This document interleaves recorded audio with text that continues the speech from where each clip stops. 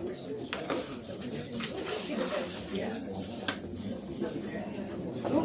it's Berkeley time, so we'll start. There's some more chairs coming in. People feel they don't want to. Are you okay back there, sitting on a table? There's one chair up here.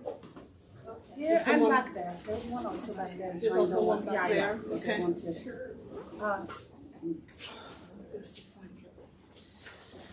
I recognize that Berkeley sits on the territory of Kuchum, the ancestral and unceded land of the Chochenyo-speaking Ohlone people.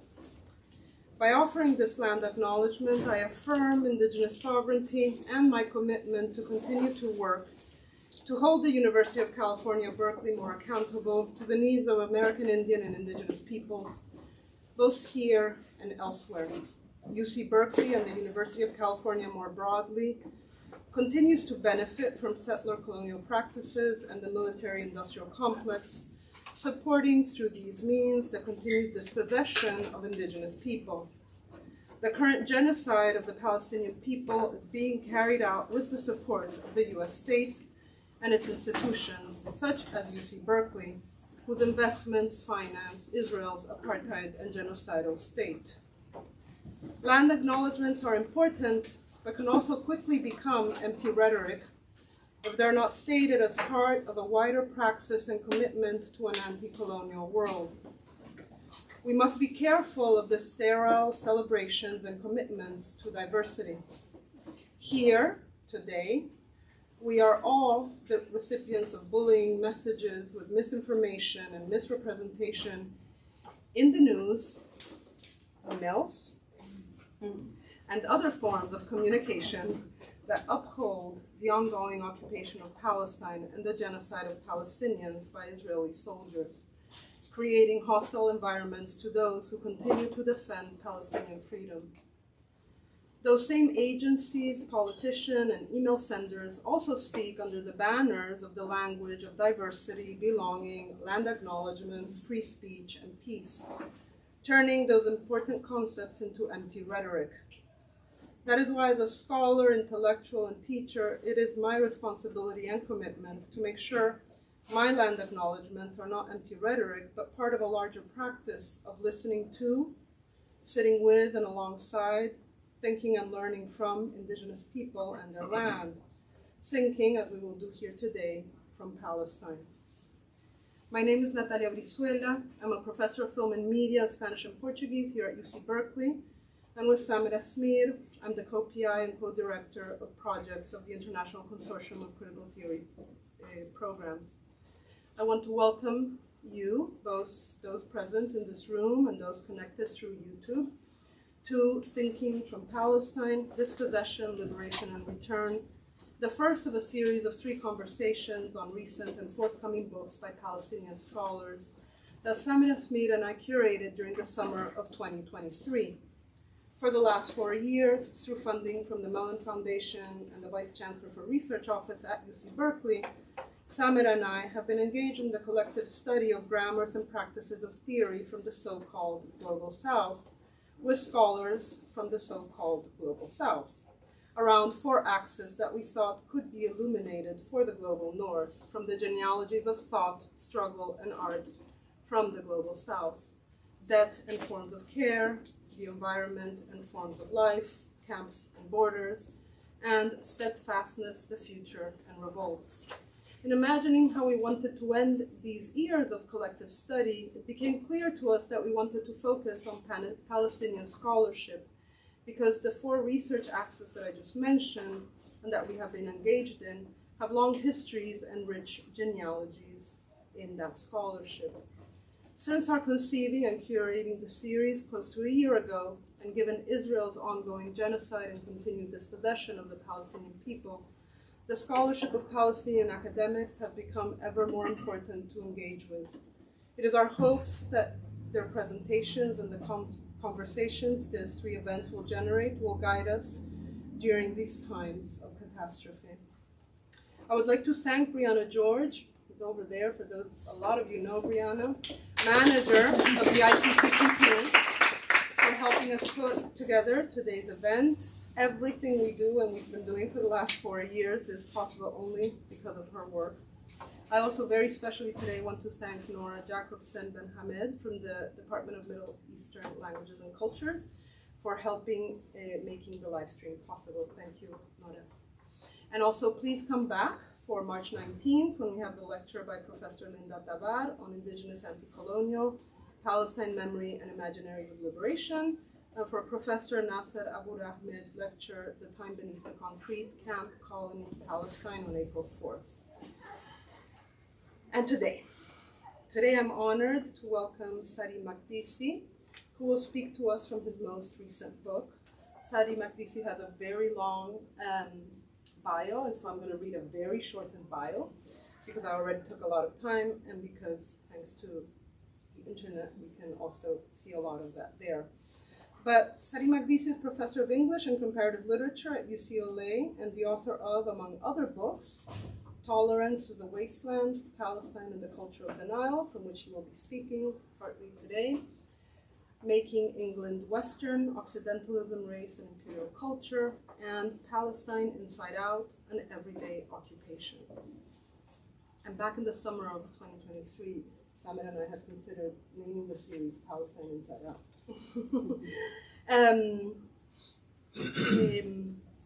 Saree Makdisi's presentation will be followed by a conversation and a response from Samira Smir, who is a professor of rhetoric here at UC Berkeley, author of Juridical Humanity, A Colonial History, and currently completing a book that for now at least is titled The Struggle That Remains Between World and International. Samir is also the senior editor of the journal Critical Times, and as I said, the co-PI and co-director of projects of the ICCPP. Thank you all for being here. Thank you.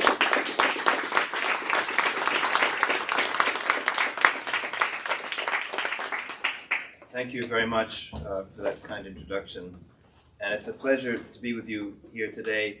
I'm going to speak informally about my book, and then I have a few pictures to show you, which always, I think, livens things up, because it's true sometimes that pictures are worth 10,000 or 100,000 words, and I think some of these pictures certainly are. So the book, for me, the book was an attempt to answer a puzzle in my own mind, and maybe other people had the same question in their minds as well, which is to say, how can it be that there's so many people around us who are progressive on everything, they support women's rights, they support queer rights, they care about the environment, they wear masks out of consideration for others, whatever you want, all the kind of normal, progressive, liberal issues today. But then on this one question of Palestine, they support an apartheid state. Because to me, that never made any sense. I mean, you can support an apartheid state, that's fine, and you can be a liberal and a progressive, and that's fine. But to be a liberal and progressive who also supports apartheid, to me, was a contradiction. And I've always wondered about how can that mindset, where did it come from, and how can it sustain itself? What drives it? What makes it possible? Because there have been always in the history of Zionism, there have always been and I'm not unique in doing this, but to my mind, again, so this is mostly, I should say, me puzzling things through in my own mind to figure out what's going on. But there have long been sort of two kind of major strands of Zionism, which I've distinguished in other writings I've done as hardcore Zionism and softcore Zionism. The hardcore Zionism is the one that we often see being transacted, for example, in Gaza, to which I'll return later in this presentation, which is the one that says Palestinians must be eradicated, they must be removed, they must be displaced. We, the people, the Zionist people, have a kind of superiority over these people. We need to get rid of them. There's a kind of bluntness to it.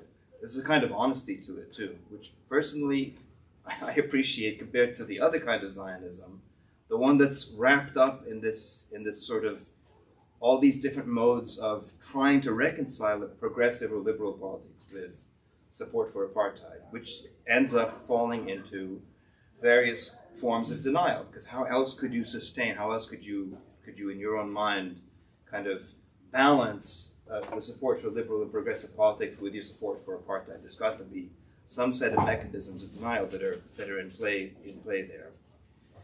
denial, as I explore it in the book, takes two forms. There's an obvious sort of denial, this didn't happen, or these people didn't do this, or this didn't actually take place, and that sort of crude denial, which plays a role and it's important, but it only gets you so far. You can't build a sort of a set of politics to believe in based merely on the negation of things that did actually take place, like the Nakba of 1948, for example, which some people still, to me, mind-bogglingly still manage to deny.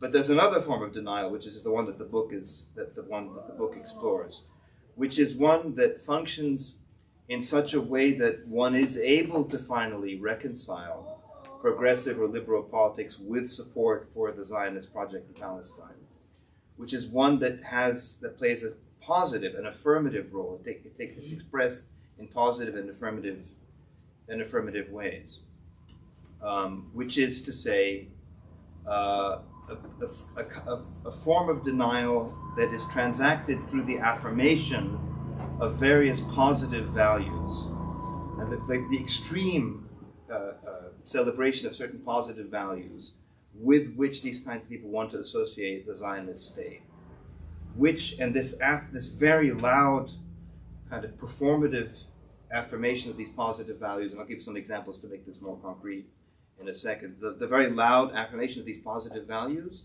are what transact the forms of denial in process, right? So it's not just, no, these things didn't happen. It's, I'm going to affirm these beautiful values, and in the process of affirming these beautiful values, I'm going to transact this kind of denial. Of course, while being unaware of it in my own mind, which is how I can reconcile my progressive politics with my support for Zionist apartheid. Let me give an example, because I recognize this sounds very abstract for now, so let me give you a concrete example. I think it's fair to say that nobody who expresses a liberal or progressive politics would support home demolition and ethnic cleansing. I mean, that seems like a pretty straightforward proposition to me, right? What would you do then if you could package a project of ethnic cleansing and home demolition in positive terms, such that you can garner the support of people who do have progressive politics? The example I have in mind here is actually, it's the first chapter of the book.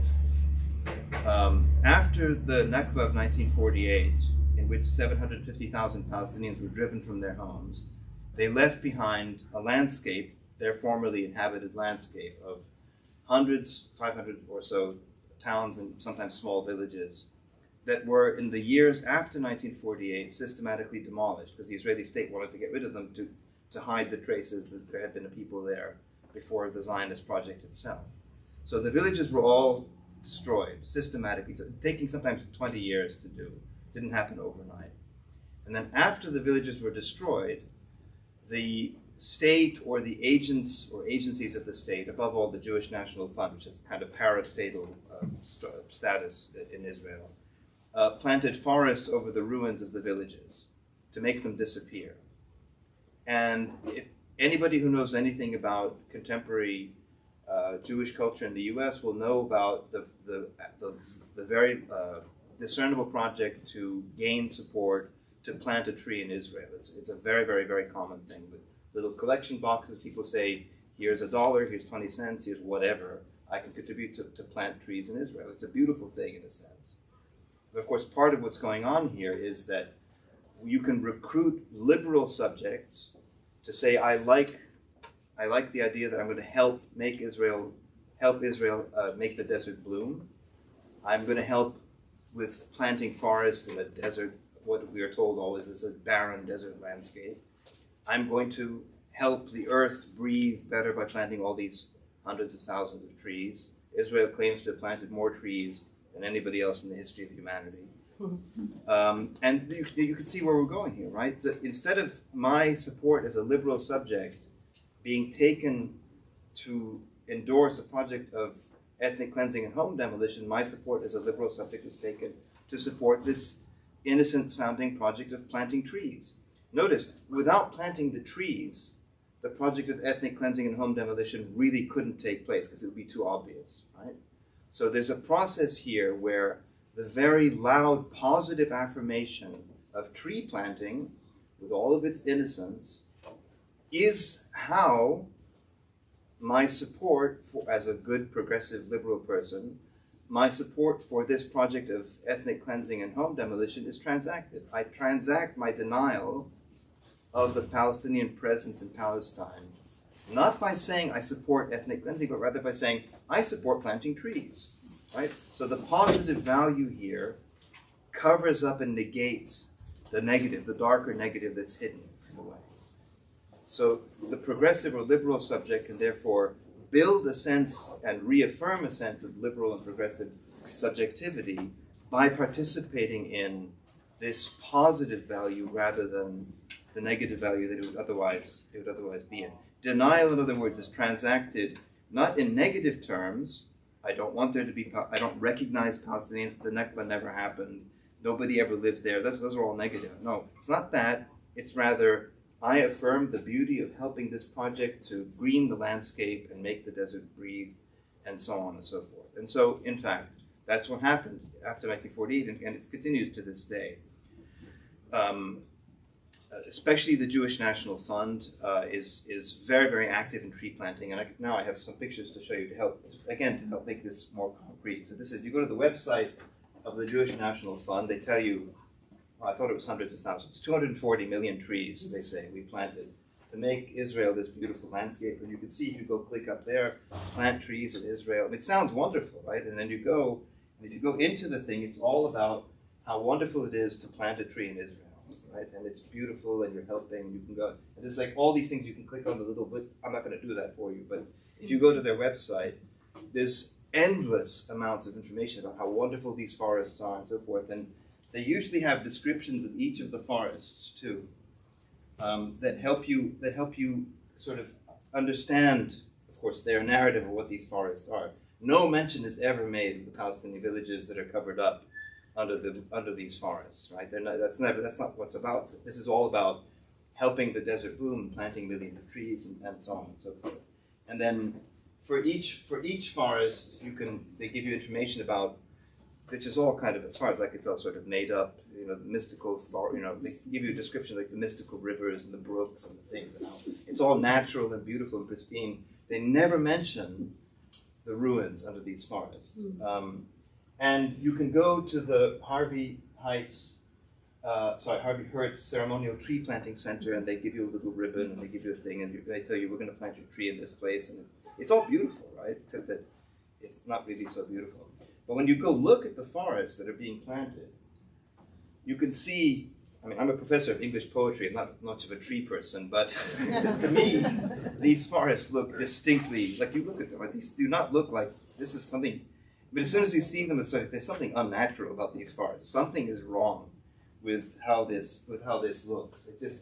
They're all uniform, right? They look more like they look like an array of. It's first of all very, very densely planted, and they look more like soldiers lined up in a battalion rather than trees in a normal kind of way. Partly because they were so desperate to make these villages, the ruins of these villages, disappear. When they planted these trees, they planted them, they packed them together, and in such a way that they crowded out any other kind of indigenous form of vegetation, which I'll come back to in a second. They're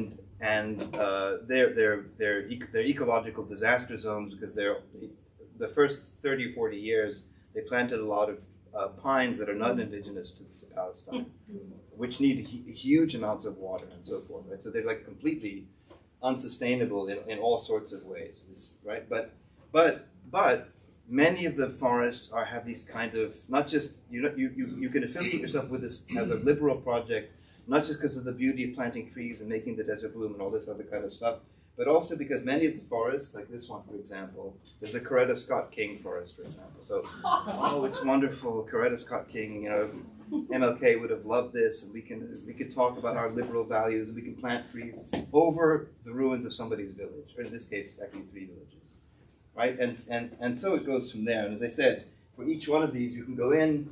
Here's Berea Forest, for example, right? It's magic and mysticism in the Upper Galilee, and you can go and I'm not gonna torture you with what they say about these kinds of forests. As I said, but when you look at them, you just look. There's something wrong. This is the first time I saw them with my brother Osama. Actually, it was in 2016. You could just tell there's something wrong. Something is wrong here.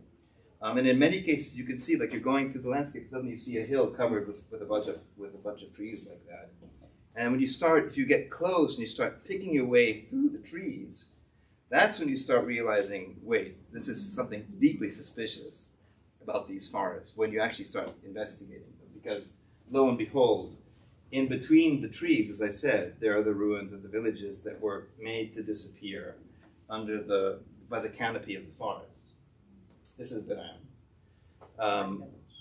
which is now a Samaras village in the Galilee, close to the border with Lebanon. And so if you go to Kafr Beram to see this beautiful forest and so forth, as I said, on the website, no mention is made of the village that is you can still see it. It's there, right? The ruins of it anyway. And you can go and you can see kind of in between the trees these ruins. And then better than that, you can actually have a picnic in the ruins of these villages. There's something kind of, I'm not a psychiatrist, but there's a deeply kind of very strange sort of psychological mode of some sort going on here. This is another one.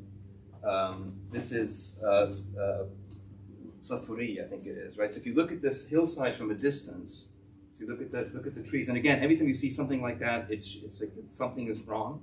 And then when you go and you look more closely at it, there's the village as it was in 1948. And there, in fact, you can see that the structure there, that's that structure right there. This is before it was ruined in 1948. And that's the same site now. It's gone, right? So here again is this point about it would be very difficult for an apartheid settler colonial state to gain support from liberal and progressive subjects in the West on whom it depended from the first 50 or 60 years of its existence, by saying, come and support ethnic cleansing and home demolition. But it becomes possible to say, oh, we represent this wonderful ecological project and you can endorse it. Even though, as I said, the project is actually disastrous because these trees are all very, very thirsty. They tend to ignite very easily.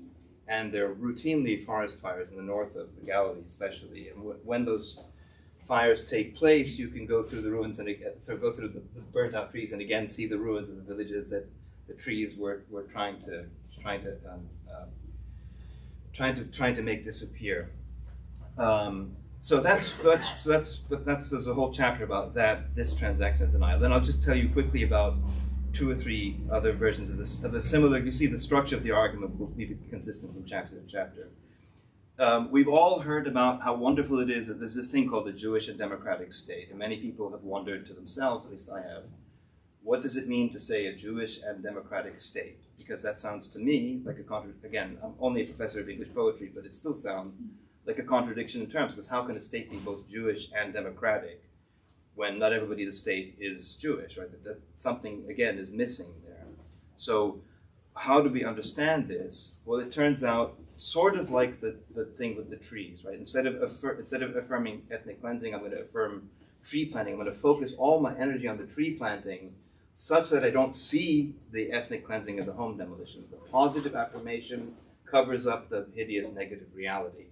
The endless positive incantation of the seemingly magical phrase Jewish and democratic state, which, as you know, our politicians repeat again and again and again. It is kind of like a magic spell. You just keep saying it, and the more loudly it's pronounced and incanted, really, like a magic spell, the harder it becomes for people who are constantly doing this incantation to recognize that it is in fact an apartheid state. I'm happy if you want me to go into details in the discussion period afterwards, to all the details, probably more than you ever wanted to know about how Israeli apartheid functions. But for now, you're going to have to take my word that it is in fact an apartheid state. Not just my word. Major international organizations like Amnesty International, Human Rights Watch, and the United Nations Economic and Social Commission for West Asia have all published voluminous reports on Israeli apartheid, to which I also refer you, but I'm happy to talk about them in the discussion period too. So again, you see the similar structure. Don't talk about apartheid. Certainly don't endorse apartheid as a liberal subject. I'm going to endorse the Jewish and democratic state, which I'm going to say again and again and again and again. And the more loudly I say it, the more I cover up the actual apartheid reality. And finally, the Museum of Tolerance, which is where the book gets its title from. So the Museum of Tolerance, this is kind of, it's literally the heart of the book. It's what gave rise to the book. It's something I wrote about before like it became the book. But I wrote it as an independent article, a critical inquiry. So have you heard about the Museum of Tolerance? No. Okay, so some of you who haven't. So the Museum of Tolerance is an institution in Los Angeles, down the road from where I live, as it happens, which I didn't realize when we moved to where we moved to in LA. But anyway, it's there. And in the early 2000s, they decided they wanted to open a branch in Jerusalem. So the Museum of Tolerance is not exactly a Holocaust museum, but it's a Zionist institution run by the Simon Wiesenthal Center.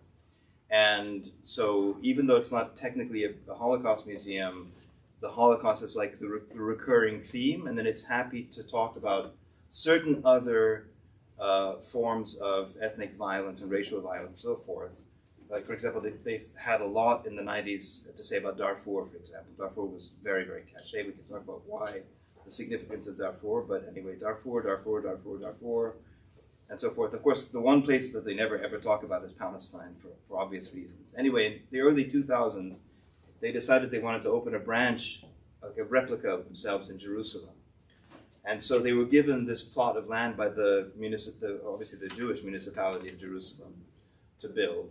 And then when this went public, the Muslim community of Jerusalem immediately said, "You can't do that. This is the ruins, not the ruins of it's a cemetery. In fact, it's Mamilla Cemetery there, which is the oldest, largest, and most important Muslim cemetery in Palestine, going back to the time of the Crusades, and in active use until 1948. So that we know people with family members buried there, for example. And so when it became clear that they wanted to build a Museum of Tolerance on a cemetery, a Muslim cemetery, they said, no, we're going to proceed anyway, because this is our thing. And there was a kind of a row about it, as you can imagine. And they started digging, and then in 2006, they lo and behold, it's not much of a surprise, they came across Muslim graves on this plot. And they literally cordoned the thing off, and then they started exhuming these Muslim remains, dumping them in cardboard boxes, all in this desperate effort to build this Museum of Tolerance, which is sort of mind-blowing. Did I show you the picture? So it was designed, whoops, not that one, this one. The original design was by Frank Gehry, the famous LA-based architect. And then after I wrote about this in the journal Critical Inquiry, I had a very, very unpleasant exchange with Frank Gehry and the museum people in the pages of Critical Inquiry. They invited him to reply to my article, and he did. It was very unpleasant. Although I had the last words. If you look at that exchange, you can cut to the last word, you see what I said about them. Anyway, at the end of that, he said, I'm pulling out of this project. So he pulled out of the project, thankfully. That's the one thing I've ever accomplished in my entire life. No, but I didn't stop the building, unfortunately. I stopped Frank Gehry. So there's that. And then after a number of years, with lots of wrangling and back and forth, they gave it to another architect, and then ultimately that architect pulled out of the project too, and then they gave it to a third architect. And it's unfortunately 20 years later, they opened last year. And the first person to give a talk there was, what's the name of the Florida governor? The crazy one? DeSantis. Yeah, DeSantis gave the inaugural talk there. So, Tolerance. yeah, about speaking of, exactly, this is the point. And I can go, we don't have that much time, but we can go into what the exhibition spaces are in a nutshell. It's got nothing to do with tolerance. It's a museum of, it tries to take Jewish history and kind of turn it into Zionism, basically, as though there's nothing else in Jewish history but the flow towards Zionism. Anything in Jewish history that doesn't fit kind of isn't there. It's all about Judaism equals Zionism, and that's kind of what it's about. As to why they use the word tolerance, well, we can come back to that later if you want to. So a project like this, I think I have a few more pictures of this. So these are literally the remains of the Muslim cemetery, some of which are still there because they didn't take the whole site. Much of the rest of the site, again, to me, this is mind-boggling. Much of the rest of the site of Mamilla Cemetery is today Israel's Independence Park. So literally, if you go to Israel's Independence Park, and there are these bushes and stuff, and you've got to go between the bushes, you're going to see these graves and say, well, whose graves are these? Of course, they don't say who the graves are. Obviously, they don't take care of the graves. That goes without saying, right? And so, yeah, Israel's Independence Park is literally built on a Muslim cemetery, and this hideous museum is also built on it. So this is the final design as it's built. And then one last thing I'll say about this design is that the architects, the second set of architects, not Gary, said that the above ground stuff will all be like, the cafe and the gift shop and stuff like that. And the main displays will be literally what they call a black box, that's their term, beneath the ground or underground, right? And so like literally, they've removed these Muslim bodies from the soil of Jerusalem, and they've put this black box in where they're going to have these exhibitions on tolerance. I mean, it's incredible. And then to this day, the Museum of Tolerance in LA sees, well, what's wrong with this? We don't see what the problem is with this kind of thing. So just to wrap up, because I know Samara has, I'm looking forward to seeing it. What's interesting about this project to me is it's actually, in retrospect, it's an archaeology of a failed or a former dispensation of how Zionist ideology works in the Western world.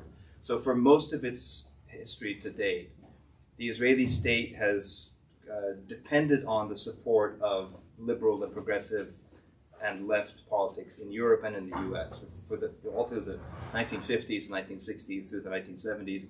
I have friends, European friends on the left, hard left, in fact, who, when they were young, went to a kibbutz in Israel because that's what young leftists did in Europe at a certain point, because it's socialist and it's communist and it's beautiful, and you sit around the campfire and you sing songs, you talk about, I don't know what they talk about, but anyway, so it had this kind of cachet to it. But as you know, and of course this is what the catastrophe in Gaza is also about, the support for Israel is shifting very, very dramatically in the US and in Europe, especially in the US where we are, from the left to the right, right? Israel is becoming increasingly a right-wing project, much more closely affiliated with racism and xenophobia and transphobia and anti-immigrant politics and all the kind of things associated with the right, like hence DeSantis, obviously speaking, in this museum. The Israeli state has itself been stripping off all the forms of denial that it once had. Where, for example, it was always an apartheid state, but it was always careful in how it expressed its apartheid. In 2018, however, the state passed a law called the Jewish Nation-State Law, 2018, which has constitutional status, which basically made explicit what had been the largely implicit forms of racial discrimination in the state. It codified it, basically, and made it much more visible. And it says, if you go look at the Jewish Nation-State Law, it says, between the river and the sea, which is a phrase we've heard many, many times, only Jewish people can exercise sovereignty, basically. So it's upfront in terms of its racism and so forth. And again, the catastrophe in Gaza, makes very clear which way Israeli politics is working out. It's all about garnering support on the right and abandoning the support it used to enjoy on the left, so that, for example, more and more people on what passes for the left, meaning the Democratic Party in this country, are now, as you know, not the party elite, but the voting base, are increasingly, and in fact were even before the disaster in Gaza, are increasingly, at least questioning, and sometimes much more than questioning, U.S. support for Israel, especially at the level of youth. There were opinion polls done about a year ago, so long before Gaza, assessing public American perspectives on Israel, and something like 45 or 50% of American youth at that point, last year, thought of Israel as an apartheid state, which is kind of amazing given that our media are the way they are and so forth. And obviously the war in Gaza is making that much more visible. So what's interesting about the Israeli genocide in Gaza is that it's very clearly, it's unthinking in all kinds of ways. But one of the ways in which it's unthinking is that the Israelis are if you think about the West as kind of the incubator of the Zionist project in Palestine, the Israelis are torching their own generator, basically their own incubator in a way. It's not very smart on from their point of view. other than the horror of it itself. I want to end, however, by saying that we've seen this phenomenon, I'm sure you've all seen it. There are people among us who don't seem to be particularly upset by the genocide taking place in Gaza, right? And if you think about what is there usually, I mean, there's some of them who say, oh no, Gaza, yeah, they should be exterminated, which is like the hardcore, again, that goes back to hardcore versus softcore. Right? The hardcore Zionists say, and we've all seen all of those videos all over the internet of Israeli leaders, from the president and the prime minister down to the lowest foot soldiers, all saying we want to exterminate them and Amalek and all this kind of stuff. So there is that. But in the US, we tend not to have that sort of Zionism. We tend to have the softcore Zionism, right? The people who were, elicited by these tree planting projects and so forth. And what they're doing is their constant refrain is, you tell me what their constant refrain is. What do people say to kind of deflect from the genocide happening in Gaza? What? Partly. Right to Independence Day. Partly on October 7th, right? Mm-hmm. October 7th, October 7th, October 7th. Yeah, but there's a genocide. No, let's talk about October 7th. Yeah, but what about, no, October 7th. Look, October 7th. Mm-hmm. Yes, but what about 30,000 people being killed, 100,000, 15,000 children, 60% of the houses, every single unit? No. October 7th. Let's talk about October 7th. But you can see what that structure, it's the same structure as the one I talk about in the book. In the book, it's positive, right? Let's not talk about the disappeared villages. Let's talk about these trees. Let's not talk about apartheid. Let's talk about a Jewish and democratic state. We're going to focus on the positive image so we don't see the negative reality. In this case, it's the other way around. We're going to focus obsessively and endlessly on October 7th, and in order not to see the catastrophe that you don't need me to tell you about, I'm sure, that Israel has been inflicting on Gaza since October 7th, and now 5 months of absolute wanton destruction and bombardment and destroying everything there is to destroy, every hospital, every school, every university, and so on and so forth, right? So the logic remains, the structure remains the same, even though it's flipped out, it becomes negative rather than positive. And all of the endless regurgitations of new reports, including one that was issued by the UN just the other day about October 7th, which turn out to be recycling the same or lack or no evidence. They just keep respinning the same wheels over and over. It's all a form of distraction from what's been happening in Gaza ever since October 7th. Let's not look at the disaster. Let's focus on October 7th and talk about the horror of October 7th. So this structure remains in force, and this is how we see it working out in our day. But I'd like to think that is something of a residual formation, and the overwhelming majority of Americans, I think, I'm convinced of this, now see the Zionist project in Palestine for what it is. They're not drinking the Kool-Aid. They don't buy this stuff anymore. Anybody who's sentient and who has the sensitivity of a normal human being can look at what's happening in Gaza and realize something is deeply wrong, and that our government is supporting this means I don't want to have anything to do with this kind of project. I'm going to therefore protest, and we see the protests all around us on this campus, my campus, cities across the entire country. And I think that's the future for where we are going in Palestine. But I'll stop there and look forward to the conversation. Thank you.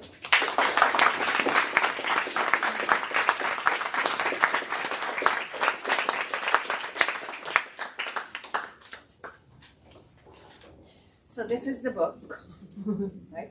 We've only seen the cover. Thank you, Saree, for this presentation that begins to give you a sense of what the book does, but really just begins to give you a sense of what the book does, because the book does so much more as well. Published in 2022, Tolerance is Wasteland is the history of its present, the present of 2022, which was the aftermath of the 2021 Palestinian Unity Uprising and Israel's war on Gaza back then. Mm-hmm. The book is also, in this sense, or in another sense, the history of its future, which is to say the history of our present in 2024, of the war of obliteration that Israel has been waging since October last year against the Palestinians in Gaza, and the campaigns of subjugation Israel has been unleashing against Palestinians in the West Bank and inside the 48 areas. To understand this moment, in particular, the power that Israel wields in the West among liberals, even while it openly obliterates Palestinians and their land. Tolerance is a Wasteland is a required reading, I think. Something deeply troubling and less noticed went into the making of the Israeli state. And this something that is deeply troubling and less noticed concerns or entails the repetitive, what I shall describe as the repetitive materialized reproduction of Israel for a Western audience, for the liberal West. This is then also a book at the intersection of different kinds of Zionism, as Saree explained. A settler colonial project that materialized for the world through denial of its destruction of the Palestinian people and through the occlusion of this denial, which in turn was achieved through the affirmation of a set of liberal virtues repeatedly claimed as characterizing Israel, as we heard from Saree. Underway, however, there has been another style of the same settler colonial project. This other style overtly declares itself as racist, destructive, and obliterating. The first is communicated to and seduces and conscripts Western liberal subjects of the world to its project. Less interested in affirming liberal values, the second is openly racist, it is fascist. From beginning to conclusion, the book tracks Israel's liberal engagements and concludes with their unraveling and the rise of openly supremacist policies and discourses. Today, the unraveling of these liberal engagements continues to intensify as Israel publicly materializes for all of us to see its wishes to make the land of Palestine uninhabitable for the Palestinians. What this moment then makes evident, especially for those of us at US universities, the site of flourishing liberal sensibilities, is that the conscription of Western liberal subjects to the Israeli project, and I really think this is a book about the conscription of Western liberal subjects to the Israeli project, has not faded. Even as the war of obliteration is live streamed for all to see, liberal Western subjects who have been conscripted to the Israeli project through the various practices that tolerance as Wasteland outlines continue to refuse to take a step back from their support for Israel. And I'm talking, say, about our institution, for example. Hence the importance of this book. It tracks and theorizes the effort that went into making this conscription possible, and in so doing, it also presents the extent of the challenge that Palestinians and their allies in the West face as they wage their opposition to Israel's colonial dispossession and obliteration of the Palestinians. Along the way, however, the book also shows us the instability and the fragility of these liberal engagements. So I want to just briefly repeat Saree's key argument because I want to say something about it. The main question of the book, as Saree explained, how can a violent project of colonial dispossession, apartheid, racial discrimination, obliteration be repackaged into something that can be, quote unquote, imagined, felt, and profoundly believed in as though it were the exact opposite? The embodiment of ecological regeneration, multicultural tolerance, and democratic idealism, end quote. Saree locates the answer in a specific form of denial, as he said, in which the Palestinian presence and claim to the land are denied, and this denial is also denied, but denied through an affirmation of positive, wonderful virtues, sustainability, diversity, democracy, and tolerance, and these are the titles of the chapters of the book. These values, these affirmed values, conscript liberal subjects, and conscription is my word, you say recruit, but it is, I think, conscripts liberal subjects into Israel as a project that then extends abroad, right? Israel begins to extend itself abroad through this conscription. The affirmation of these values, and this is key, is not the work of hypocrisy for Saree, and he's clear on this point. Hypocrisy, he writes, involves a kind of self-knowledge, which is not the case here. There is also, one could add, nothing to learn about hypocrites. We denounce the affirmation, they denounce that affirmation of, we denounce the affirmation of liberal values as hypocritical and move on. But for Makdisi, and I'm quoting, there is something more interesting, more troubling, more problematic, and infinitely more difficult to challenge, end quote. Hence, the power operations and the destructive effects of the repeated affirmation of positive values must not be left unexamined.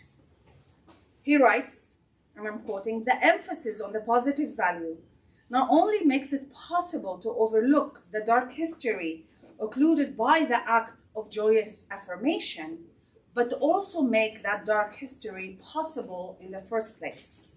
It nourishes and sustains it over the years, end quote. The emphasis on positive value characterizes dominant forms of Zionism in the United States and Europe, as Saree explained.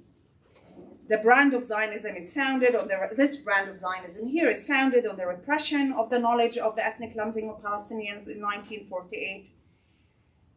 A suppression which paradoxically enables the continued support for Israel as it persists in its dispossession of the Palestinians and in its ban on the return of the refugees to their villages and cities. Such is the dark side of denial as affirmation of liberal values, which is to say, such are the ways in which liberals, not only fascists and authoritarians, are implicated in the destruction of Palestine.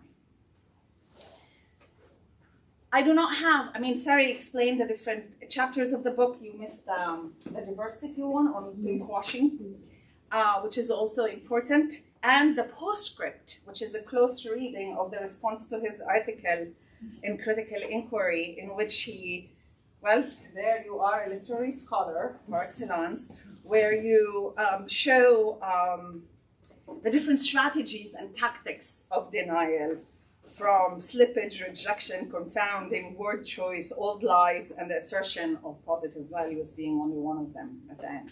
But I want to zoom on 2 points that I consider the book to be revealing, and 2 points that Saree didn't speak about much, but I think should be obvious by now, based on what I've just said. First, and this is actually clear from the images, positive values, diversity, sustainability, sexual freedom, democracy, are not only discursive. They are not just representations in Saree's account. Their affirmation also entails their materialization. They are not rhetoric that is meant to mask some material reality. Their troubling effect is much deeper, much more challenging. It seems to me that what we also learn is that this materialization, the materialization of these values, first requires the conditional possibility of the materialization of these values. One is the destruction of the Palestinian people, literally human remains of a Muslim cemetery atop which they built a museum of tolerance, parks, natural and national parks, they call them national parks, built on the site of destroyed villages. But these values are also, and this is key, are material inscriptions on the land and in the land. Their materialization aspires to erase Palestinian inscriptions. So one does not only hear, but one also sees, if you visit, one also sees, experiences, and goes through the scripted space, as Saree writes, of the parks and the Museum of Tolerance. Put differently, Tolerance is a Wasteland is also a tale about the making of a settler colonial state through the materialization of liberal values and the dematerialization of Palestinians, literally. Second, and I think this is key, Tolerance is a Wasteland is also a book about the making, maintenance, and normalization of the Zionist settler colonial project in Palestine, its normalization into or naturalization into a normal progressive state, precisely at a historical juncture when colonialism was being challenged across the surface of the earth. So how does this materialization unfold? What are its conditions of possibility? And what makes the critique of Israel in the West, well, we can say up until now, so difficult beyond considerations of foreign policies, lobbies, economic interest, and high empire? These are not, of course, not important factors, but I think the book is telling us that there is more to the power that Israel yields beyond, that is not limited to questions of lobbies, economic interest, and empire. What is this more? And it is really impossible to read the book without getting the sense that Israel is a big PR firm. And that's the sense one gets when you read it. And so let me explain this beyond, in actually more academic terms. It is impossible to avoid the sense while reading the rigorous research that spans many fields of knowledge, from environment to gender to law to architecture, in the different chapters, that we are in the presence of a state that is preoccupied with reproducing itself, not only for its Jewish citizens and the Jews of the world, but also reproducing itself for others of this world, obviously to the exclusion of the Palestinians and the Arabs. I do not know many other states that are engaged in such consistent efforts to address non-citizens, and again, I don't include Palestinians and Arabs. There is not only repeated staging for a liberal and Western audience, but recruitment or conscription to the state. We learn of examples of public relations campaigns of what Palestinian queer activists identified as pinkwashing. We read about the different parks, as we've seen, built on the ruins of the villages where Palestinian absence has been erased, and various forests took their place.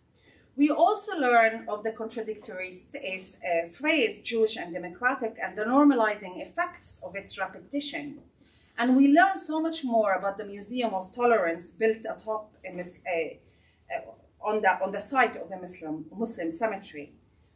But in all these sites, Saree Makdisi does not only track the effects of these projects on the Palestinian inhabitants of the land, but also, and this is key, he tracks how those are in effect communiques to the outside world.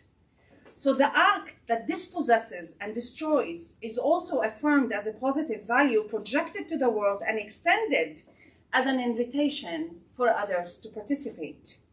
There is seduction at play, and Saree, in the chapter on the destroyed Palestinian villages and the forests planted to cover them, writes that what is at stake in planting the trees is, quote, an act of seduction so powerful that it encompasses and seduces the seducers themselves. And he continues, but it is by no means limited to the seducers, the Jewish National Fund. The Jewish National Fund continues to prioritize tree planting as one of its principal ways in which it both raises funds and, more important, drafts non-Israeli Jewish and others non-Israeli Jews and others into endorsement and support for its projects, end quote. There are many such instances in the book. The productive and illuminating method of the book is one that attends not only to the effect of Israel's policies on the Palestinians, their history and their existence. The book also at the same time examines how these policies and projects are communications to the outside world. There is, in other words, my words, ongoing recruitment to Israel as a project, always in the making, and never confident in its own right. We are in the presence of a state constantly projecting itself to the world and conscripting non-citizens to partake in its materialization. This is the universalization of Israel. This international taking part, this participation is therefore part of the state-making, its materialization on the ruins of the Palestinian people.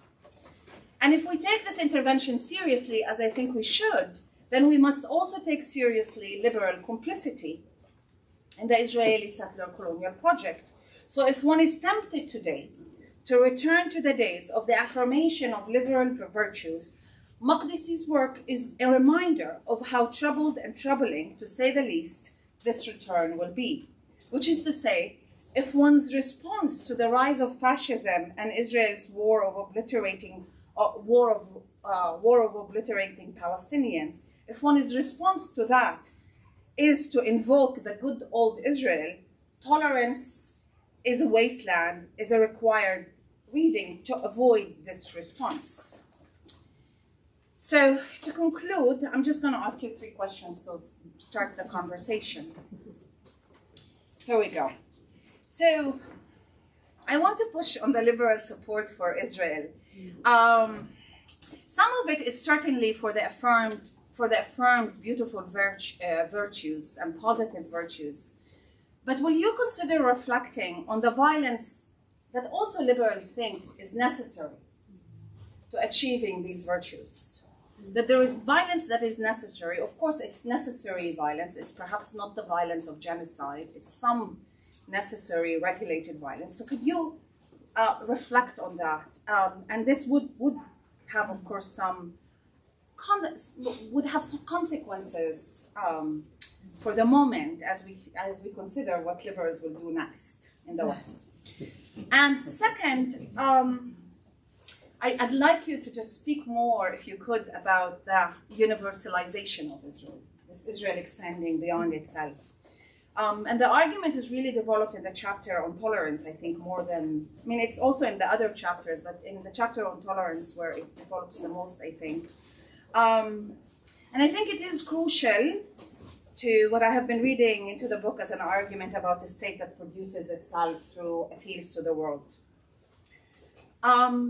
And maybe the third question, to return to the conclusion of the text, but also the conclusion of your talk, when you brought us back to the current moment, to the Zionist style of open racism and supremacy, and to the fate of the style, the liberal style that you track in this book, which is about denial as affirmation.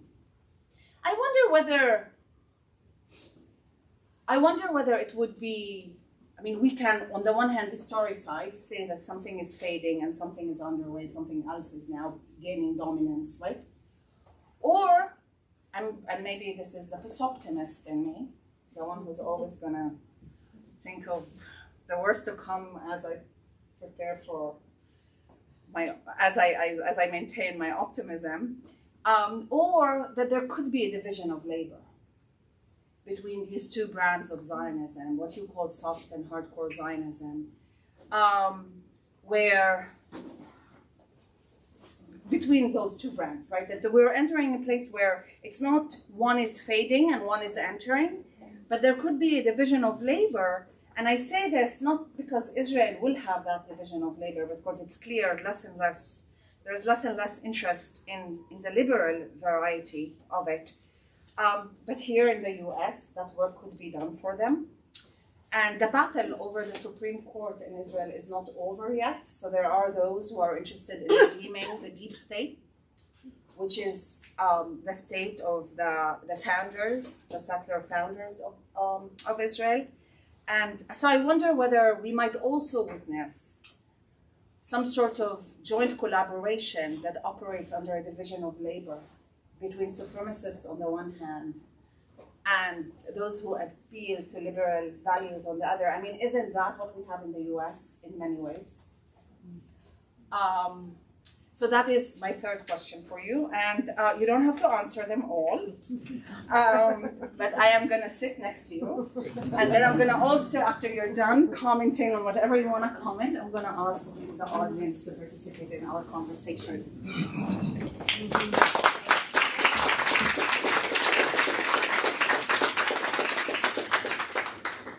Thank you, Samara, for your discussion of the book, which is generous and kind, and said it better than I could have said it myself.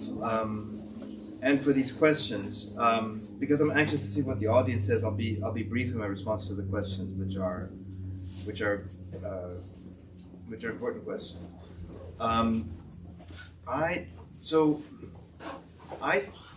Before the catastrophe in Gaza happened, in fact, I say it in the book, that the book really is tracing this, it's an archaeology of a project that's failed.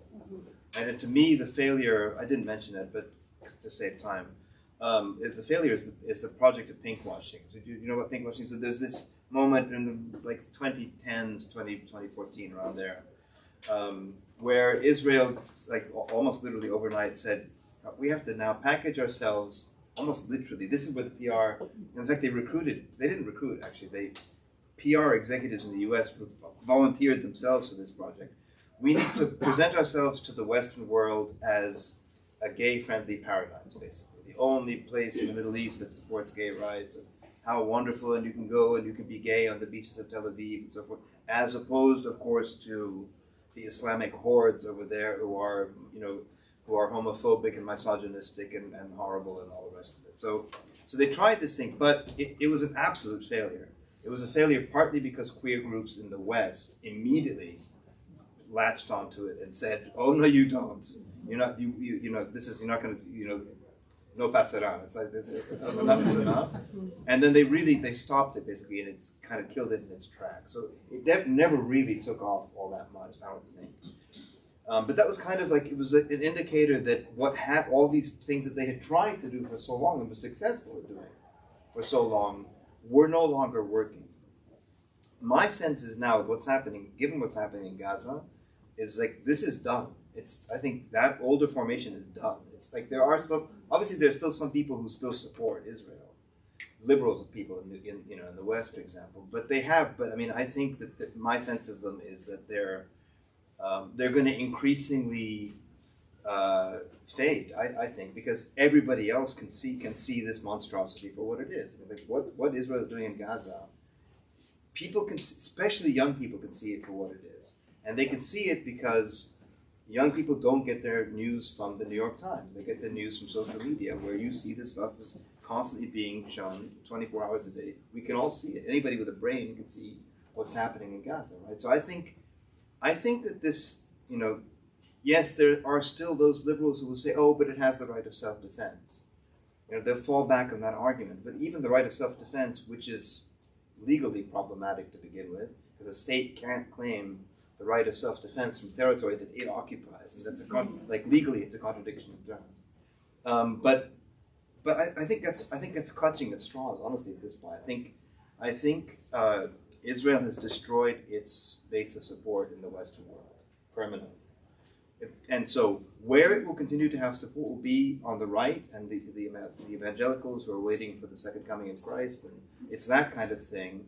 Who are, by the way, speaking of anti-Semitism, they are like card-carrying anti-Semites by and large. But I think otherwise it's sort of desperate. If you think about our activities in our universities, think about how much policing there is on our campuses, right?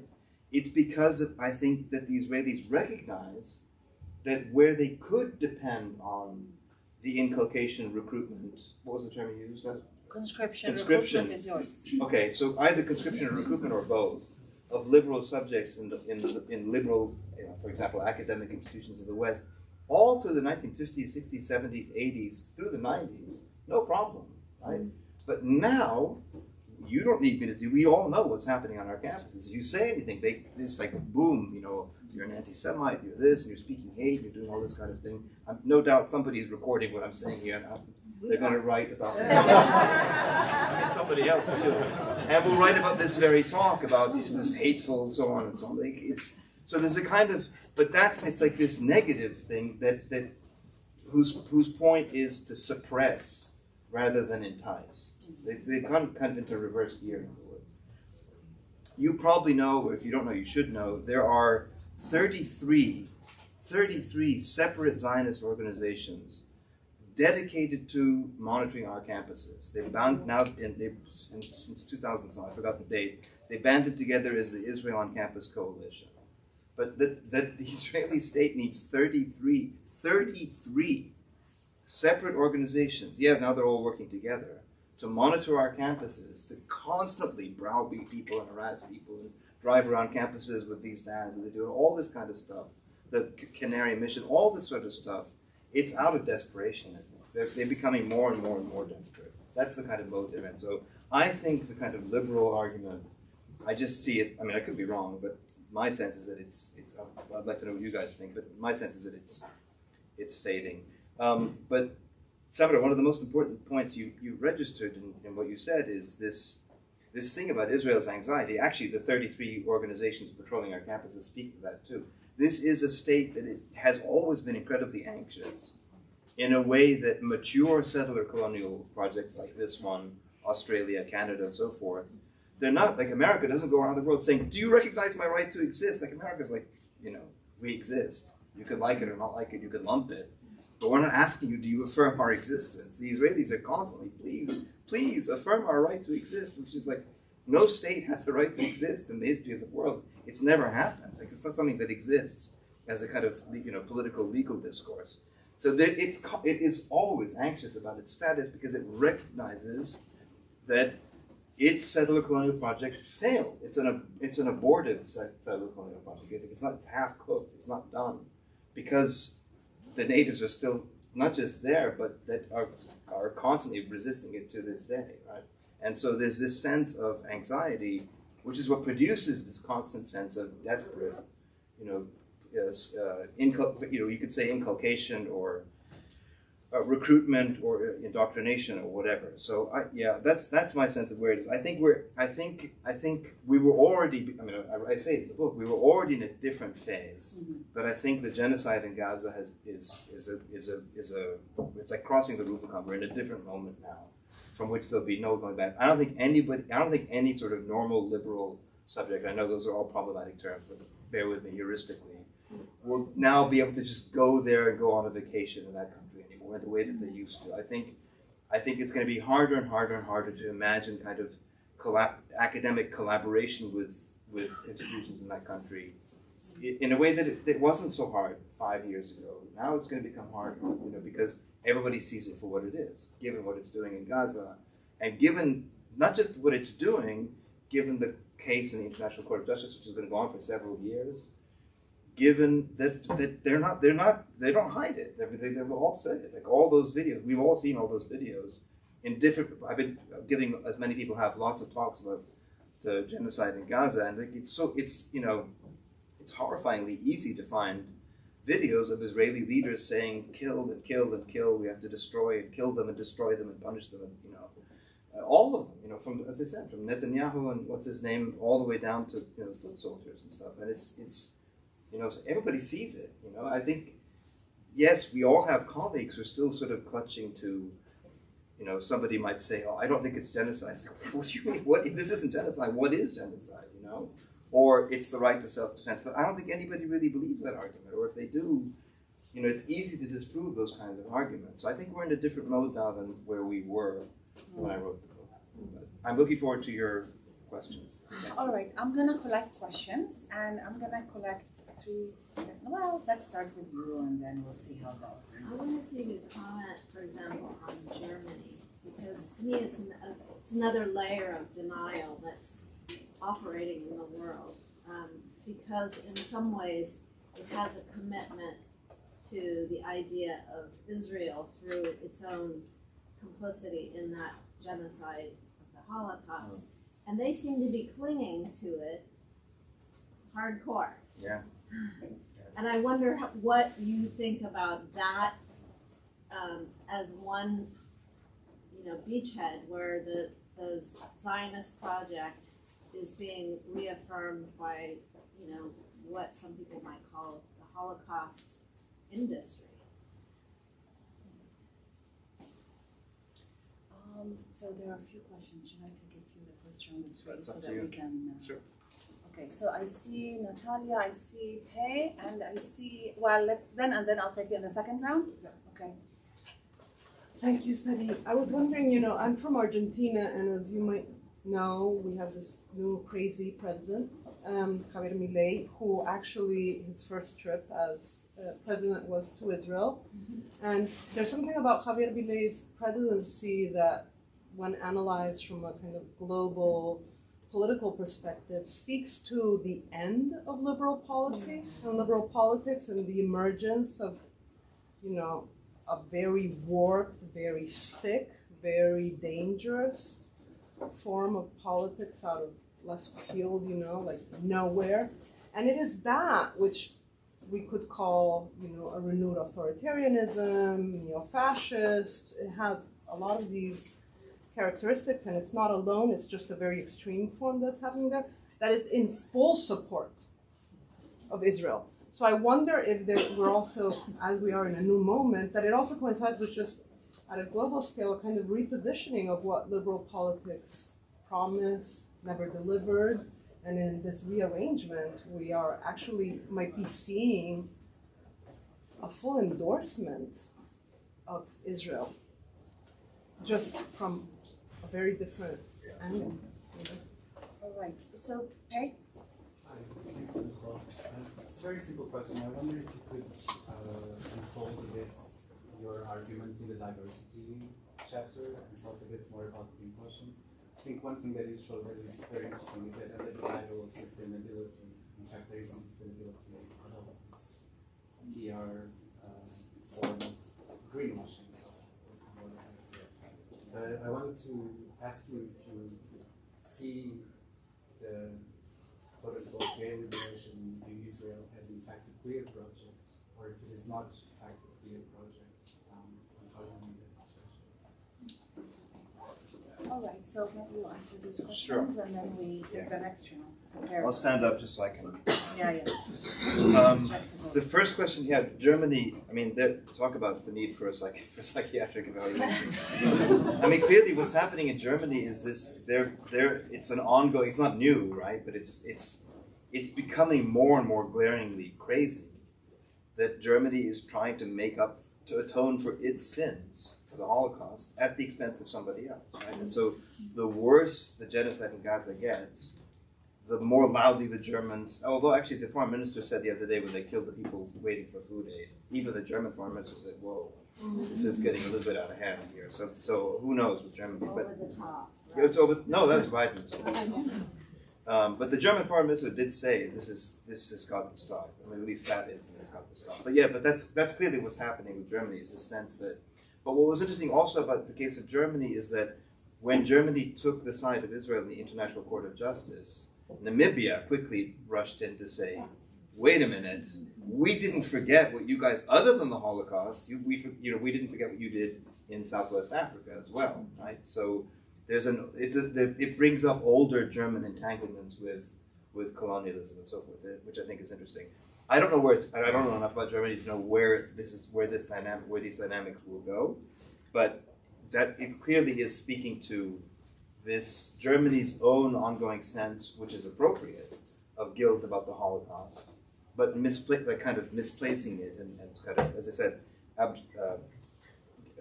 relieving itself of its own guilt at the expense of the Palestinians, who had nothing to do with the Holocaust. I think that's part of what's going on.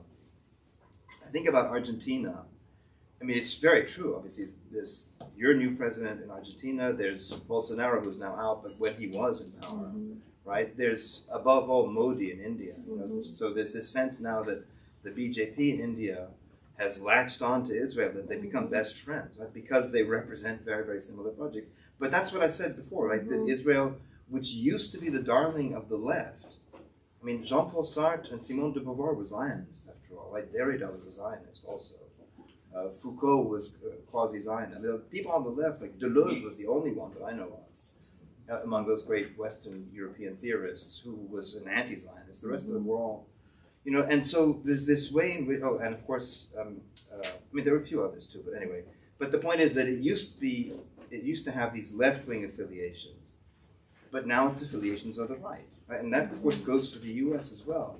It's true that President Biden keeps saying, you know, he did say it was a bit over the top while licking his ice cream about, you know, the genocide is going to go on. But his party is obviously, you know, his voting base is completely opposed to what he's doing. It's remarkable. 80% of Democrats, this goes back to October, have wanted a ceasefire. So it's clear there's a disconnect between the Democratic Party elite and, you know, the Democratic Party base. They're going in different directions, which is to say, again, that we're seeing a kind of a shear here between left and right politics in the U.S., Israel is henceforth going to be a right-wing rather than a left-wing issue. And right now is where we're seeing that sheer, and it's more evident in the Democratic Party than in the Republican Party. The Republicans are all falling over themselves to say who supports them more. And so, I mean, we could talk, maybe collectively have a think about what to do in November, but that's another story. But that's, it sort of, but it does, it reaffirms my point about it's now right-wing rather than left-wing set of affiliations in South America, with, of course, there are people, other South American states who are not going along with this story, right? But some are, right? Yeah. And then as for the pinkwashing chapter, so the idea of the pinkwashing is that I think your question is it itself a kind of expression of a kind of queer culture? I don't think it is, because of the way in which there has always been a kind of underlying queer politics in Israel, right? Queer subculture in sort of coastal Israel, in fact, Tel Aviv specifically. Once you get into the hinterland, that drops away very quickly. But that program was so latched upon by the Israeli Foreign Ministry, by various embassies, in conjunction with Western PR firms like Ogilvy and Mather and other ones that volunteer their services to kind of so basically it was a marketing campaign essentially. So let's market Israel as this destination, and it had to do partly with the positive affirmation of diversity in that instance, right? Where else can you go in the Middle East and see gay men on a beach and having fun and so forth, right? But also the flip side was, look at the repression of Palestinian queer and gay subcultures and so forth. And of course, the Arab world is an anti-homophobic wasteland and this kind of thing. But as I said, I think it failed spectacularly, partly because of the international queer response to it, which was overwhelming.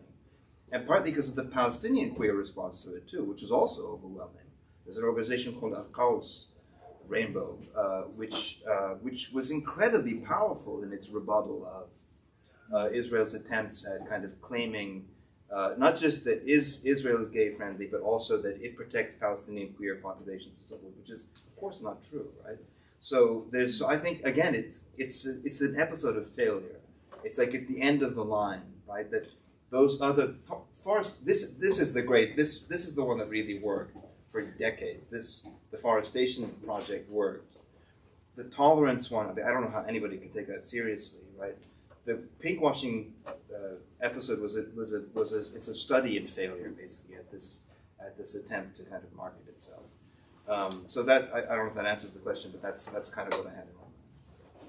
Thank you. So there was a question with you. Yes, please. I'm wondering about like an image that I've seen popping up, which is the image of Singapore, which is that like I've seen discussions from a sort of like liberal progressive Zionist camp saying that Gaza could have been Singapore, it could have been a future Singapore, but it failed to capitalize on aid, which has been used to build tunnels. Or I've also seen like there was a headline in somewhere like The Hill that was like Palestinians must choose between, I think it was Singapore and Somalia. And I'm wondering where that fits into this question, because it seems to me more on the side of something like modernization theory, liberalism as modernization theory. And it's not necessarily a liberalism of like democratic tolerance. We think of Singapore as sort of a liberal capitalist. But there's this sense that we could have a sort of recuperative force on that sense, whereby decolonization becomes re-employment within some sort of modernization theory. And I'm wondering where that fits with your argument, if it does or if it doesn't, because it seems like the sort of economic side of liberalism is sort of missing here. Maybe there is another question. We can stay there. We take another question. Yes. Thank you for the talk. I'm just wondering, like, in this context of genocide, or what Samira calls this era of heightened obliteration, whether it's necessary for this, this is what we're calling sort of the technologies of PR, whether it's necessary for it to be mobilized toward conscription, and whether just people having inertia or inaction is enough. You know, whether this, you know, the PR is mobilized toward creation of inertia rather than, you know, seducing and trying to sort of bring into the fold. Wait, sorry to understand whether PR. I thought you meant inertia as opposed to PR, but you're saying something else. No, I'm saying whether like the mechanisms are towards just, you know, allowing people to feel that they can they don't need to act, or they can just. Okay. Let me take a third question, and then you will answer them. Yes, please.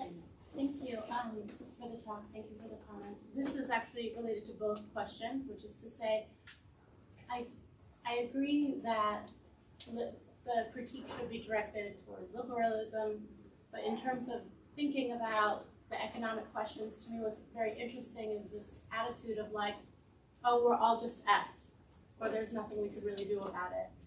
But this like inertia that I think, so yes, it's not it's not necessarily hypocrisy that we're dealing with. It's not necessarily just liberalism, but I also think there's this other attitude of, you know, the architects may be Zionist or anti-Zionist or something, but this is just the way it is.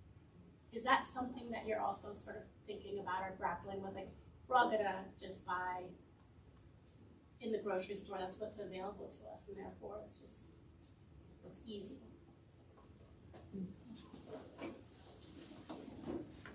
All right, your turn. Yeah. Thank you again for these questions. They're great. Let me say something in general about economics and so forth, and then that may get to these, and then I'll go to the question about PR and inertia. In a really weird way. So we normally think about, I mean, if you look at the history of colonialism, obviously it has long had an association with capitalism from the beginning, right?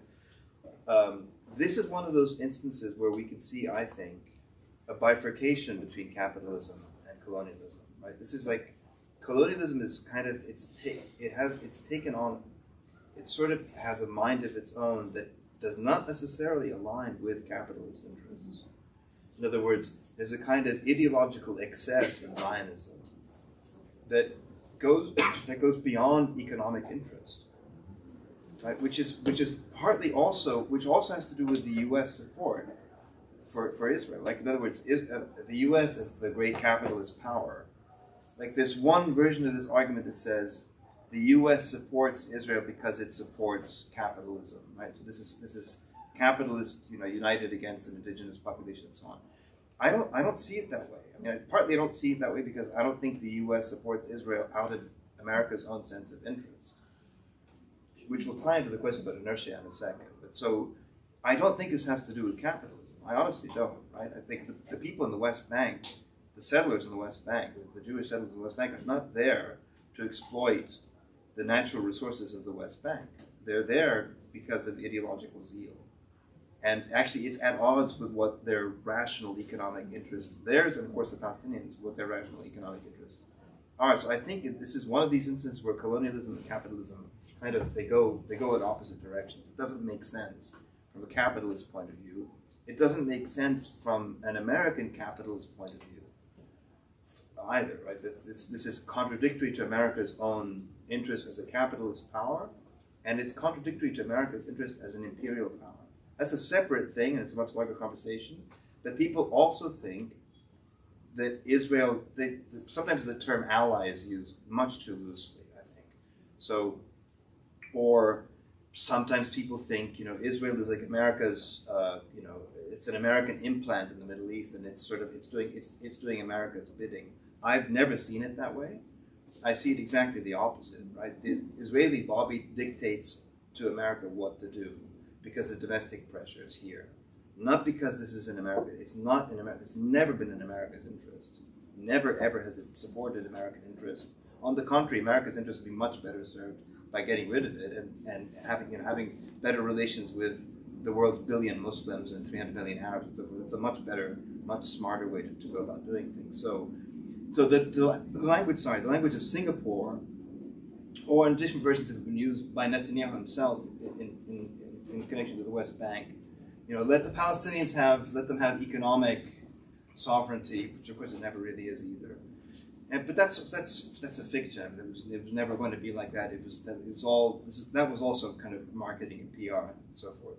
And it's like, but the flip side of it is, oh look, they're not capable of becoming Singapore because they don't have, whatever the Asian miracle that Palestinians don't have because they're lazy and inefficient and backward, and like all the sort of an older set of Orientalist discourses come into play there. The question about inevitability, so going with inertia here, I just think, and this actually has to do with foreign policy too, in the sense that Israeli institutions, meaning the proxies for the state of Israel in this country, all of the lobbying groups, the 33 members of the Israel on Campus Coalition, all of the other institutions, it is so active in like 24/7 in hyperdrive all the time, because it goes against inertia. It's trying to convince us that there's nothing else we can do, but if the engine stopped running, people would be free here in the U.S. They'd be able to think more freely about Israel and Palestine and so forth. So I don't think it's about the production of inertia. It's about this constant pressure, which I'm sure we've all felt in different kinds of ways. The policing, the watching, the blacklisting, the pressures, the writing to the chancellor, the dean, and all this stuff that they do all the time. It's all constant activity to kind of suppress, but that's exhausting to do. It takes extraordinary effort to do. And again, to go back to the economic and the larger imperial question too, if this alliance was as natural as we are always told it is, it wouldn't need to be investing all of this energy and all of this work in constantly policing the US.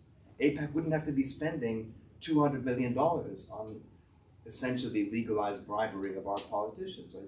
It would come naturally. The whole point is that it's not natural. It's not inevitable. It's not in America's interest, which is why they have to constantly do all the work they do. But I also think at some point that work becomes futile as it becomes recognized as a right-wing endeavor rather than a left-wing endeavor. Which isn't to say that the right wing won't do their version of the same thing, and AIPAC is itself becoming further and further and further to the right? So that is definitely happening. But I think the alignment is different partly because in general, of course, one of the most important progressive communities in the US that supported Israel for all these decades is the Jewish community itself in the US, which is very, very, very split, heavily split, especially when it comes to older versus younger Jewish Americans. And again, I don't think that's something that the Israelis are going to recover from anytime too soon. So no, I would say, I'm hoping I'm understanding the question right, I would say there is nothing inevitable or they can never just let it be. They have to constantly work 24 hours a day with hundreds and hundreds and hundreds of people in all these organizations working all the time just to keep things kind of where they are, and even then they're falling behind. That's my sense of it. Is that it speaks to the unnaturalness of this so-called alliance between the U.S. and Israel. I've never seen it in those terms. I hope that addresses the question, all the questions. All right. Are there additional questions from the audience? Yes, there are. Okay, so stay there. So we're going to take you in the front, and then you, and then in the back. So. I've always admired your writings, and I'm glad to hear you today. And I'd ask you to indulge me in a little bit of a thought experiment that tangents off of what you were referring to, the bifurcation of capitalism and settler colonialism. And that is that the foundation for Israel from the very beginning was as a Jewish state, that there needed to be this Jewish state. And of course, a lot of very evil things have to happen in order for that to be accomplished. But it was accomplished ultimately. And the one thing that is holding Israel's Jewish and democratic vision from being realized is the existence of people who are not Jewish, i.e. the Palestinians. And what we're seeing now in Gaza is potentially the eradication of Palestinians in Gaza. It's a dark place that I hate to go to, but I think that it's a place that we need to talk about as a real possibility, because I do think that the next step will be for Israel to take that leap and pay the price, because they don't worry about it capitalistically. Doesn't matter. They've got the US backing. And diplomatically, they've got the US and they've got Britain, and it's not going to be that painful, or they'll ride out the pain for as long as it takes. But in the end, they will have that one resource that they haven't had, which is all of the land. And of course, they would have to extend that to the West Bank as well, which I fear would be inevitable as well. So I wish you'd maybe talk about that a little bit. Sure. And the dark side. Yes, please. This is such an amazing talk. Thank you. I'm wondering, I was going to ask one thing, but now I might change it. So, as a little bit of a question related to his, so Anthony Lowenstein, he wrote this book, the Palestine Laboratory, and he had written that in like 1981, I think something like US aid contributed to 14% of the Israeli economy, and now it's 1%. So I'm wondering, do they have this mentality of, oh, we can just rely on US aid because it's not representing as much as it used to be? And so what independence, how much independence do they feel about that and their reliance on US aid? Really quickly then, a second tiny little question. I've seen on social media in the past couple weeks, there's been protests in front of a synagogue in, I think, Toronto, and also there will be in New Jersey because Keller Williams Israel, they're selling these plots in occupied West Bank, which is just absolutely blows my mind. I'm just wondering if you have any comments on that.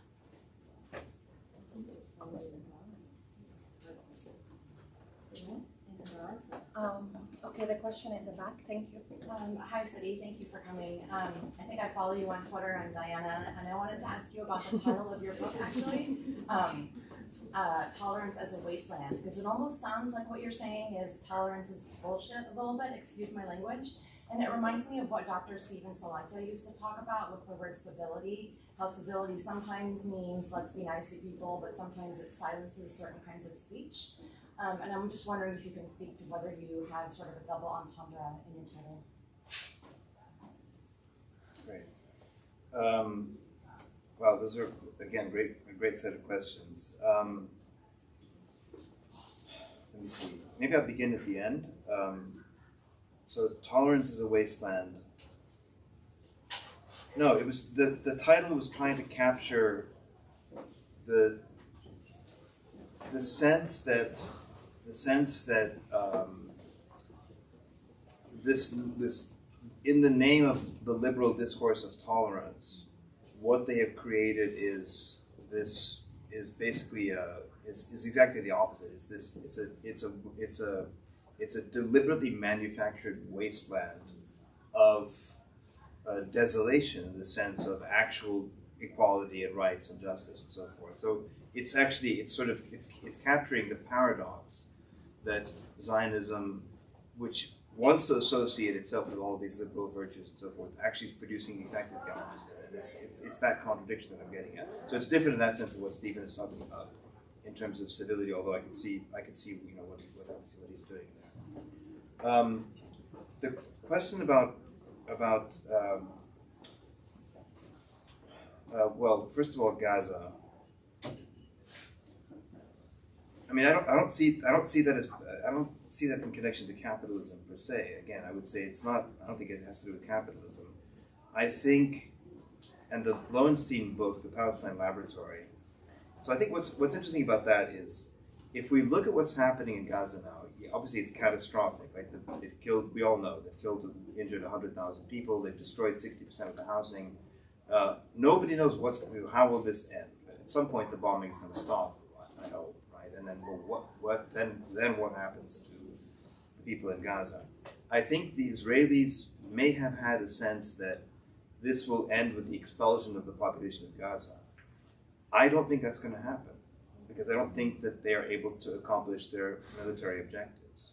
I think the operation in Gaza, no matter how devastating it's been, has actually been a military failure on their part, right? So I don't think that they have the capacity to expel the population. I don't think they have the capacity to eliminate the population, even a significant percentage of the population. I just don't think they can do it. I think that they went into Gaza thinking it's going to be a couple of weeks. We're going to bash these people about, and then it's going to go mowing the lawn is their hideous phrase, right? And it's going to go back to normal. And they have not been able to do it after 5 months of fighting.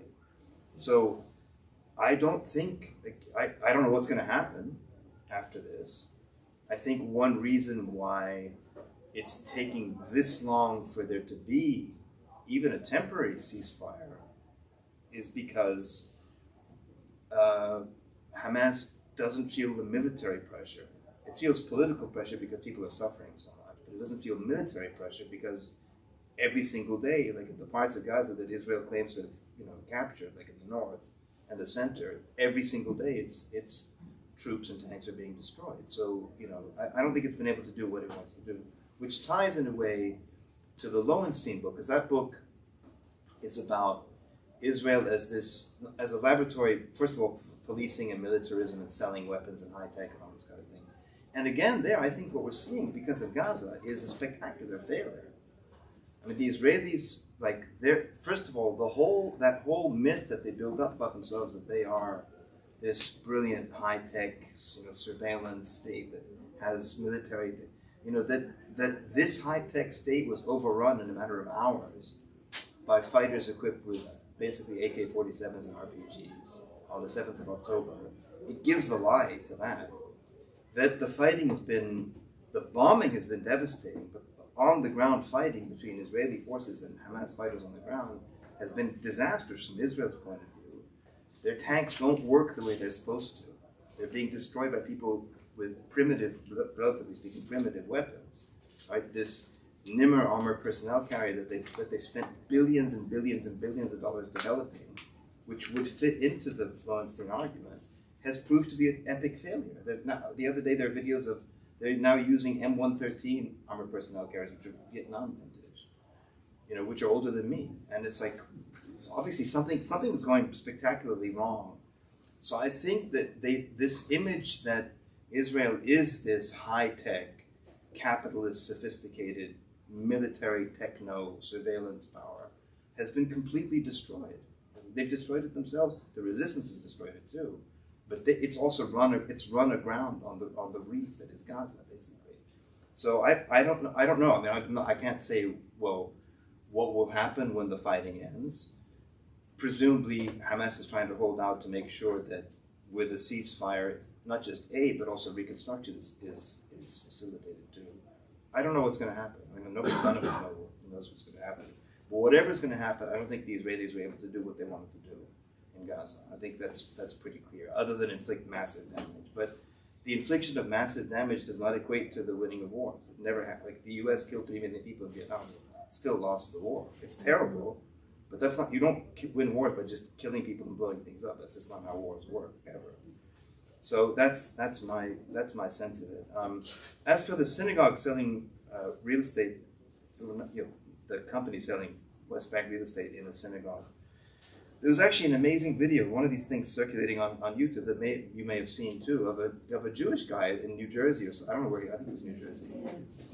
It was extraordinary. Again, this thing that they can count on Jewish Americans to go with the flow. No, they can't anymore. It's done. The Jewish community is too heavily split at this point that even at a Jewish community center, which is what I think that was, there's this guy saying, I'm not going, this is outrageous. It's a violation of domestic law, it's a violation of international law. We should have nothing to do with this. It's an outrage that this is happening. And I'm going to start there's going to be a demonstration. I can tell you because I'm going to lead the demonstration. Like that, I don't know who that guy was, but it was amazing. And there are many, many, many such things going on. So I think Israel's bombardment of Gaza is a misadventure. I think they got it wrong. I think they miscalculated. They weren't thinking straight. And it's partly because they're led by this prime minister who has his own personal motivations, because as soon as it stops, he's going to go to jail, right? So it's like, that's an unusual circumstance, but we shouldn't lose sight of the larger picture. It has been a failure in that sense, and across all these kinds of questions. I don't think they're going to be able to manage Nakba 2.0. They could talk about it, and they've killed huge numbers of people. They've done enormous amounts of destruction, but it's not the same thing as being able to remove the population. I don't think they can. I think Are there questions? We're running out of questions. Where? Oh, here. Okay. I'm just taking people who want to ask questions. Nora? I was hoping you could circle back actually to one of Sanders' questions about necessary violence. And I'm wondering, I mean, I see what you're saying about an end of a kind of liberal gelding of Israel, but I wonder about it fading into the kind of landscape of necessary imperial violence that is very American, and has been very American whether it's a Democrat or a Republican in office, right? And I think that might be part of what was meant by inertia, maybe. Okay.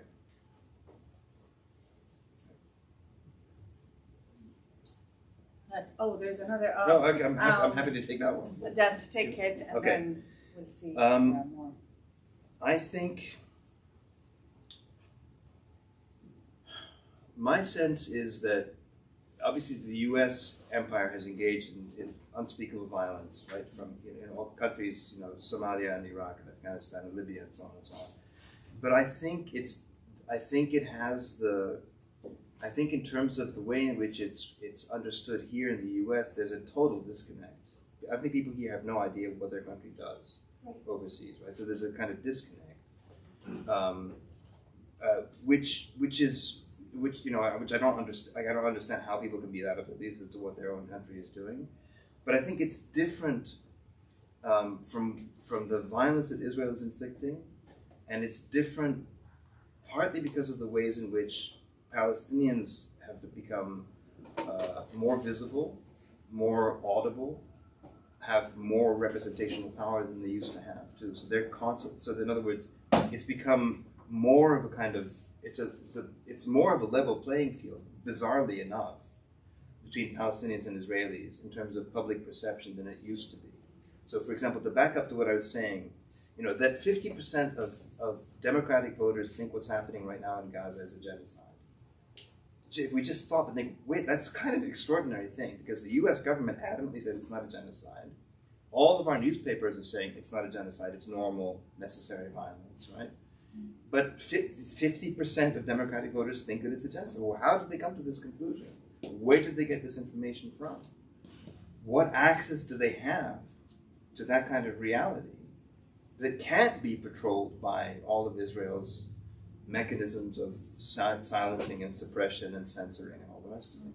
And I don't know what exactly amount of, I don't know, I can't give you a definite answer as to where, but it seems to me partly because the reality is so viscerally visible that it's impossible for people to look at it and say, oh, I see them blowing up whole buildings, this is totally normal, But it's also because Palestinians have become more adept at, especially the language of social media, which is where younger people are getting their information. As I said, young people don't read the New York Times, or the New York, or they don't watch CNN and so forth. Right? So there's a kind of generational gap that's also. So I think that's part of the shift we're seeing, which I think is different than America's imperial adventures in a really weird way. There are all kinds of repressions of Americans' own awareness of what this country does to other people. The so-called war on terror killed 5 million people, as you know, right? It displaced 40 million people from their homes. I think most Americans have no idea that ever happened, which is amazing. That speaks to America's own sense of oblivion about itself and its past as well as its present. It's a different dynamic, though, than this one. Partly because Palestinians are much more visible in social media, and because of Israel's violence is so much more extreme even than America's own violence, weirdly enough, at least in proportional terms, right? So I think that's, in other words, I've forgotten now the statistics about in the first 3 weeks of bombing, which now seems, that was 4 months ago, Israel dropped more bombs in Gaza than America dropped in a year or whatever in Iraq, which is a country 20 times or 100 times or 1,000 times the size of Gaza. The scale is so far off that it's impossible for people not to recognize it, partly for at least a lot of people, not everybody, but a lot of people. Yeah. I hope that answers the question. All right, on this note of necessary violence becoming explosive, really there is no more. Genocide breaks all arguments about necessary violence. It's excessive. We want to thank, do you want to add anything else before we conclude? No, just to thank you for your questions, which are marvelous and provocative and help me think. So thank you for that, for all the questions. Thank you for being with us. I'm gonna just ask everyone to thank. Yeah. Thank